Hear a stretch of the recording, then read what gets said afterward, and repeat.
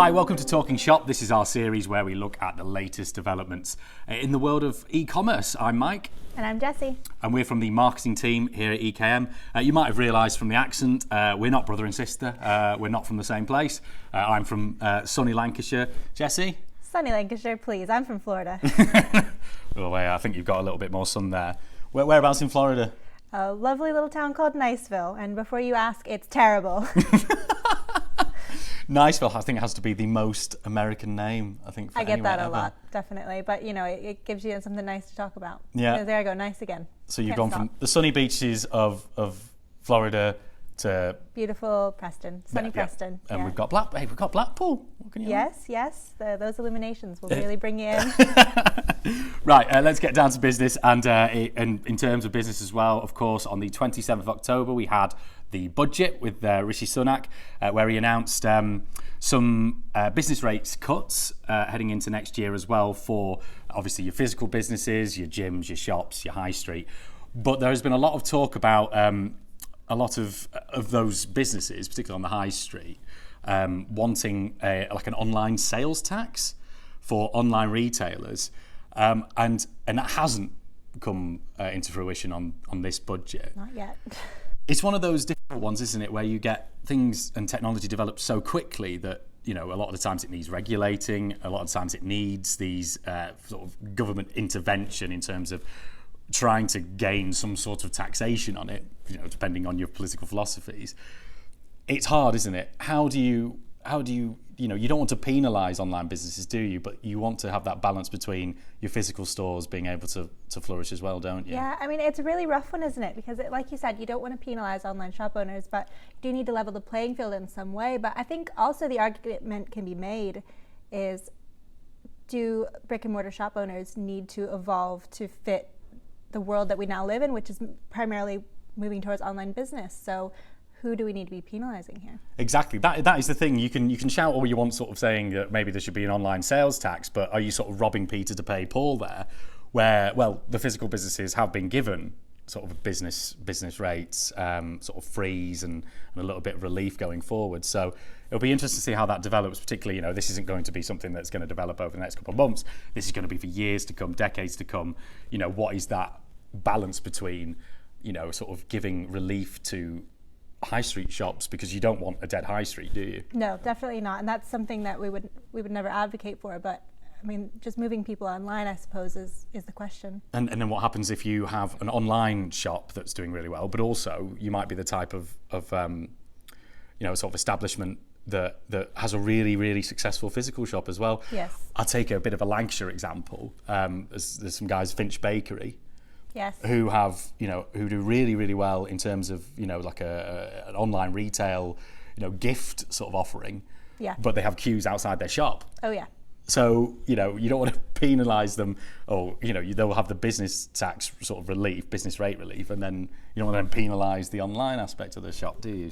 Yeah, no, that's a really great example. And Finch Bakery, feel free to send us a cake for that little mention there. We're always, freebies, always welcome. We can say that. We're not on the BBC, so that's but ultimately, fine. I mean, I think we don't know what's going to happen, and we were kind of hoping that we were going to see something, they were going to tell us what was coming next, and it's still a big question mark. So it is, and like I said, probably going to be a big question mark going forward. So we'll wait and see, but obviously it's quite good news at the moment for those physical establishments getting a bit of relief. We go on now to Amazon, who are never out of the news. They have decided to stop taking payments via Visa credit cards. Hey. So there's a few ways to look at this. You can still use Visa debit cards. MasterCard credit cards are still fine. So this is a bit of a fallout on the, you know, the terms and the rates in which, you know, Visa are charging, shop owners or Amazon for the transaction. So, and correct me if I'm wrong, this is only those cards that are issued within the UK. So this does not affect customers outside of the UK. Right. Yeah. Yeah. So it's a bit of a strong arm tactic. It's a bit of a negotiation, isn't it? Yeah, and I think any online business owner can sort of relate to transaction fees and trying to find the right balance between what your customers want and what's easiest for them, and also what's easiest and most cost efficient for you as a shop owner. But I think when it really boils down to it, this is a really big move from Amazon because Visa credit cards are probably the huge majority of what credit cards are issued in the UK. So it'll be really interesting to see how this affects them and if it actually makes sales go more towards small business owners now. I think I'm right in saying that a few of the UK-based banks have actually started to move away from Visa credit cards as well, and going to MasterCard. So I mean, obviously, I'm thinking that's probably obviously a sort of a rate sort of issue as well. So that's going to be interesting to see. There's also, should be said, obviously, that Amazon are always going to keep trying to push their own payment gateway, Amazon Pay. So is this sort of a way of sort of culling off a little bit the competition, trying to push people more towards their payment gateway? And will it work? Exactly. Yeah. I can personally say I've never used Amazon Pay, and I no, I don't think I have either. Don't intend to, but I don't know. We'll see with this new lack of Visa. Luckily, I mostly use Visa debit, so it's not going to affect me too much. It does bring into sort of into the forefront of your mind to have sort of multiple payment gateways, to make payment as easy as possible and as flexible as possible for people, doesn't it? Yeah, and I think the key of what you said there is make things as easy as possible. And when you are an online business owner, it's trying to get that conversion through offering an easy way for your customers to check out, and by diversifying your options, it's going to do that for you. But Amazon's done the opposite now. They've taken an option away, and it's something that is probably a big option that people are used to seeing. So it'll be really interesting to see how that moves the needle. We'll keep tabs on that one. Obviously, Black Friday fast approaching as well. Yes. So we had a bit of a sit-down talk with a local entrepreneur, Paul White. So do look out for that video. It's on our channels on LinkedIn, YouTube, Twitter, and Facebook. It's really interesting, sort of talking about particularly a small business owner. How can they take advantage of Black Friday when you've got so many of the big boys going absolutely wild, and the full marketing teams running at full pelt to try and get people. But are we seeing a decline, do you think, in Black Friday? And do you think as many people are looking towards getting those deals, participating in this crazy sort of marketing campaign that it is on one day? Yeah, no, I definitely think we are seeing a decline. And if you look at the predictions for the numbers of this year, they are predicting that it's going to be even lower than or close to the number that we saw in 2019. So 2020 was the biggest year that we ever saw on Black Friday in terms of the spend per customer and then the overall spend for the UK. But this year they're considering that it will be a decline, and I think that is last year, obviously with COVID and everything, a lot of different lockdowns and people unsure of whether or not they wanted to go into the stores, dealing with queues and masks and those sorts of things. People were looking to spend their dollars online, and they knew those sales were coming, so they were going to wait for that big Black Friday. But this year things are a little bit different. Yeah, interesting. In 2019, the percentage of people spending on Black Friday / Cyber Monday was 42%. 2020, 39%, and then 2021, 33%. Now, their average spend in 2019 was £251.20. Last year, £295.67. So that's gone up, yeah. So it's gone up. However, the amount of people has gone down. And then we've gone down again in average spend and on percentage of spending as well on Black Friday. So 33% and £275 is the average spend predicted for 2021. So that is interesting. There's also some great research in terms of the genders and how they're going to treat Black Friday and how they're going to get out there. One of the interesting stats I saw was the silent generation, who are I think it's 1925 to 1948 if you were born between there, so obviously quite elderly now. That they actually, a large number of those are not planning to take part in Black Friday, as you might predict, as you become a little bit more sort of conscientious as you grow older. But of those people saying they would participate in Black Friday, not a lot of people saying they wanted to go in store. Quite a lot of people say, well, I would do it online if I was going to participate. That does surprise me when I think of the people I know that fall within that generation. I wouldn't see them as a big Black Friday online shopper, so I do find that quite interesting. Yeah, so there might not be that many of them participating, but the ones who are going to participate are still very reluctant to shop in store. That's fair enough. And I think, you sort of look at the rumours that are going around about possible, maybe added restrictions, particularly, in the UK, that sort of makes sense, really. Yeah, definitely. So I think if you've got a business where traditionally you wouldn't think that your, sort of clientele would really be migrating towards your shop, your online store, rather than you think they would attend your physical shop, it might be an idea to maybe offer that option of them being able to, order online. because they might not want to come into your physical Absolutely. store. I think that's important to consider. And you did mention the difference in the genders as far as how they spend on Black Friday. I really thought that it would be the women that would be pulling in the big numbers, but it's not. It's actually the men who are doing the bulk of the online Black Friday shopping. Why do you think that is? I think women just get that reputation for loving to shop, but I think, and this is just my speculation, men tend to want the easy, the quick, as far like the tech goes on sale on Black Friday, and they're just going to buy it then, and it's going to be that sort of spur of the moment. It's going to be on sale, and I'm going to buy it. But I think tech deals are more of the men that go for those, but also women are looking for sales year round. So it's maybe not that day that they look to make that purchase, but they'll have looked, in the January sales or maybe a bank holiday sale. So I think that's just my speculation. Real-time experiment. Are you looking for anything in Black Friday then? There are a few websites that I'm going to check out and see what they're offering, things that are my everyday essentials, things that I use for my daughter that I'm hoping I might save a little bit that I was going to buy anyway, but no, there's not any big spends for me. What about for you? So there we go. Practical. Yeah. I want some new AirPods. Okay. Which are going to cost, that's about 200 quid, isn't it? And a few other little techie bits that I'm sort of thinking, I've been wanting to get that. Right. And also my eye on a PS5, but the girlfriend has said, you're absolutely not getting one of those. Not that I'm bitter about that at all. So we will have a bit of a rundown in the next Talking Shop just before Christmas. Just, how did Black Friday get on? It'll be really interesting, I think, this year. Particularly with finances and a lot in the news about energy prices and that sort of thing. Are people going to be a little bit more frugal with their cash? So that'll be interesting. This is more on a positive, particularly if you're an e-com shop owner, if you're a small business owner. One man's misfortune can be another man's opportunity. Small businesses could look to really take advantage of supply chain concerns. Something that's been in the news. It seems to be in the news for a while now, but obviously when you start thinking about this time of year, where you've got Black Friday, and then we're going to go into Cyber Monday, and then we're going to go into the full-on Christmas buying period. Mm-hmm. This could be something really to look out for, and you'll be able to tell from the shelves in your larger retailers, won't you? Yeah, absolutely. I think a lot of people are expecting shortages of different products. I don't know if you saw there was the predicted turkey shortage, which hopefully we aren't going to see with Christmas around the corner.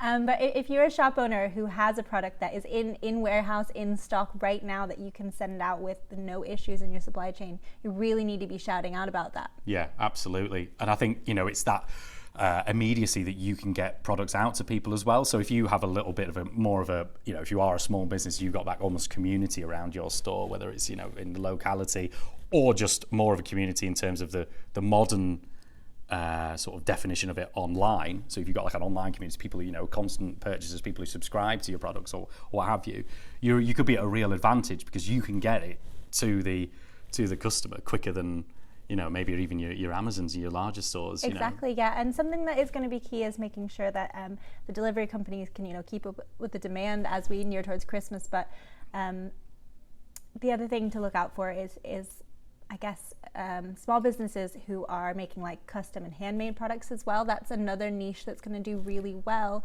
because they'll be able to offer products on a moment's notice, and there's not as much issues in the supply chain. Yeah, that's interesting because the only possible issue there is, like you say, it's the delivery of it from you to the consumer. As long as you've got all the components to create what you're creating, then and that could be. And that's the nice thing, I think, particularly we see a lot of e-com shop owners. That's the really nice thing when they do make their own product. It's very satisfying to see that growth and that success, not just from an e-commerce point of view, but just actually from the product itself. So if you are one of those businesses who has, the luxury of being able to not have issues in your supply chain as a small business owner, definitely be shouting out about that. You could run an email campaign where you say, Great idea. Guaranteed delivery by Christmas if you order by this day for certain products. So definitely be sure to make sure your customers are aware of that if it's something that you're able to provide for them. Yeah, brilliant. And I think a lot more people will be looking for their local suppliers, definitely UK-based suppliers as well. And it's something we spoke about in the live the other day about, we go on to COP26, and you think about all the different elements that came out of that, people needing to go greener, and of course, shipping things from one end of the country or one end of the planet to the other is never going to be the most eco-friendly. So, I think people will be looking in their locality to see what they can and can't purchase, particularly in the UK. So. Yeah. shopping small this year. Yeah. We'll finish on, I just love this story. I saw it and I thought, this is brilliant. Just when you thought the shopping channel was dead, out come YouTube, banging the drum for it once more. So YouTube is going to launch live stream shopping for the holiday season. So I think the premise of this is obviously, with the medium of television on decline, really, how many people are really watching live television? Do you remember the last time you watched live television? There wasn't sport or something? No. No, I know, this is it. So, is there an online equivalent of that? Maybe not so much at the moment, but YouTube are looking to launch that with influencers and celebrities, creating live streams, so real-time in-app shopping. So that's going to be interesting to see how that dynamic works from when someone's showing your product, where's it going to show, what's the sort of acquisition, and what is the call to action going to be. But this could be something to look for. I think this could be quite entertaining. I really like the concept of this, and also I don't at the same time. I don't know. I think I've never been the QVC shopper, so maybe it doesn't appeal to me personally. But there is that generation of people still that do. I mean, my mother-in-law, she loves QVC. She's always on there, and she's always grabbing things off it. So there is a generation of people who are familiar with this concept and maybe will embrace this new way. And there's also, the younger generation who aren't QVC shoppers, and this is like, to them, will be a whole new concept. And it will involve a lot of influencers, people that are very trusted sources will be using this to sell products. So I'm really interested to see where this goes. It's a bridge almost, isn't it? Where, YouTube is very obviously content heavy. And in a lot of successful channels, you go through this, it's almost like a review of something, isn't it? So if you are watching sort of a stream of a gamer, you're almost looking to that to almost say, okay, do I want to purchase this game? Or if it's someone who's doing, a lot of the box openings, yes. Whether it's reviewing things, it's almost doing that in itself anyway, isn't it? Yeah. And I think what we are seeing online in terms of social media content, I mean, I was watching last night, I don't know if you saw it on Twitter, Sing Your Dialect. No. So, okay, I'll explain this. Go on then. So, Twitter Spaces, have you heard about Twitter Spaces? Yes. So, not really taken off, I don't think, as much as Twitter would have hoped. It's basically just a big space where there's people who can just leave or speak live. It's a big chat room, but there's no video, it's just all just audio, which I find interesting in itself because, video killed the radio star. It never happened, did it? People still love audio-only entertainment, such as podcasts. So I think this is quite a shrewd move from Twitter, really, just to have this sort of thing. So on this Sing Your Dialect, it's a lad from Manchester called Jacob who set this up, and it's just basically for people to go on and sing badly. It's a massive... Oh, I'd be perfect at that. Yeah, it's a massive online karaoke. Great. And I just thought this is so interesting, and it's really put into fact that people love to be involved in something live. You can create content, I guess like this is, where it's sort of pre-recorded, we might edit things out and switch, but people love to interact, don't they? Yeah. And I think that's what maybe YouTube have looked at, is going, okay, we have a lot of successful streamers, a lot of successful live content that way. Well, let's go whole hog, and for the advertiser, let's give them that live space as well. Let's take the influencers that we've helped create through our platform, and let's monetize that in terms of giving the advertisers, people maybe like ourselves, who want to advertise on platforms. Yeah. Let's give them that platform. So I find that quite interesting, really, that live entertainment isn't dead. It's just we're sort of seeing a renaissance of it, and platforms finding their way of utilizing it. It's bigger than ever, and I think the last year or two now, with the last 2 years of COVID, have sort of forced us to make this move to being in person while we're online. Yeah. So it's sort of, I think live has really had this sort of second renaissance of like, how can we be in person without actually having to be face to face? And so we'll be seeing a lot more of these sort of like live. It's comforting, isn't it? It's just nice to think that what you're watching is happening in real time somewhere on Earth. Yeah. It is like, if you're at home alone, it is like somebody else being there, isn't it? Just like the radio was in the past, just like live Saturday night television when all the family came round to watch something else, on TV that was live, and that's and it's real. It's bringing people that aren't necessarily celebrities, or they could be celebrities, but even your everyday people, your influencers, sort of in that gap between a real person and a celebrity, bringing them and making them more relatable and into your home. So So brilliant. We'll keep up to date with how YouTube are doing with their live stream shopping. Jessie, thanks for joining me on Talking Shop. Anytime. Anytime. Don't forget, subscribe, like this video as well, and make sure you're keeping up to date with all the latest we've got coming for you on EKM.